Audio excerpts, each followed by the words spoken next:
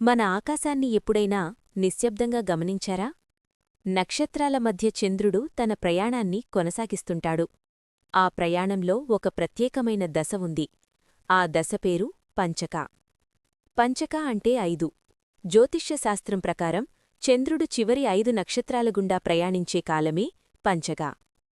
ధనిష్ట, శతభిష, పూర్వభాద్రపద, ఉత్తరభాద్రపద, రేవతి ఈ 5 నక్షత్రాలు కుంభ మరియు మీనరాశుల పరిధిలో ఉంటాయి. జీవచక్రం ముగింపు దశను సూచించే నక్షత్రాలు ఇవి. పంచక సంవత్సరంలో ఎన్నిసార్లు వస్తుంది? చంద్రుడు సుమారు 27 రోజులలో ఒకసారి అన్ని నక్షత్రాలను పూర్తిచేస్తాడు. అంటే ప్రతీ నెలలో ఒకసారి పంచక వస్తుంది. సంవత్సరంలో సుమారు 12 నుండి 13 సార్లు పంచక సంభవిస్తుంది. ప్రతి పంచక 5 రోజులపాటు ఉంటుంది. అంటే సంవత్సరం మొత్తం కలిపితే దాదాపు 60 నుండి 65 రోజులు పంచకకాలంగా వస్తాయి.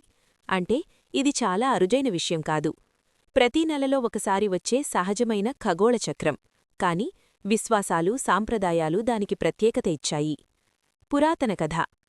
చాలా సంవత్సరాల క్రితం ఒక చిన్న గ్రామం. ఒకరోజు ఆ గ్రామంలో ఒక వ్యక్తి మరణించాడు. ఆ సమయం పంచకకాలం. సాంప్రదాయ ప్రకారం అంత్యక్రియలు నిర్వహించారు.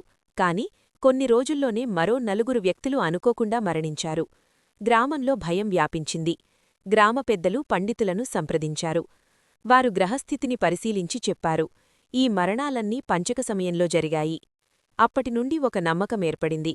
పంచక సమయంలో మరణం జరిగితే ప్రత్యేక పరిహారాలు చెయ్యాలి. 5 ప్రతిరూపాలను తయారుచేసి మంత్రాలతో దహనం చేయడం ప్రారంభమైంది. ఆధ్యాత్మిక అర్థం.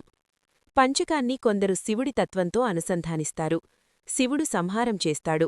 కాని ఆయన సంహారం వినాశనం కాదు, అది పునఃసృష్టి కోసం మార్గం. పంచక కూడా అదే చెబుతోంది. ముగింపు అంటే అంతం కాదు, మార్పు. కర్మ పరిష్కారం, కొత్త ఆరంభానికి సిద్ధత. పంచకంలో జాగ్రత్తలు. సాంప్రదాయంగా చెబుతారు, ఇల్లు పైకప్పు వేయకూడదు, దక్షిణ దిశలో ప్రయాణం చేయకూడదు, అంత్యక్రియలు ప్రత్యేక పద్ధతిలో చెయ్యాలి, మహామృత్యుంజయ మంత్ర జపం చెయ్యాలి, దానం చేయడం మంచిది.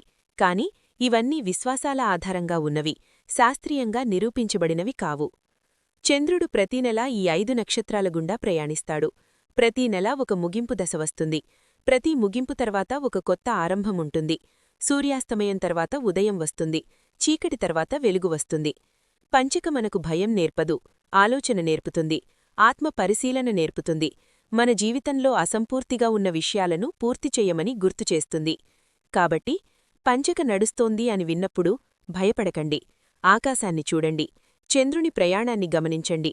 ఎందుకంటే ప్రతి ముగింపులో ఒక కొత్త ఆరంభం దాగి ఉంటుంది.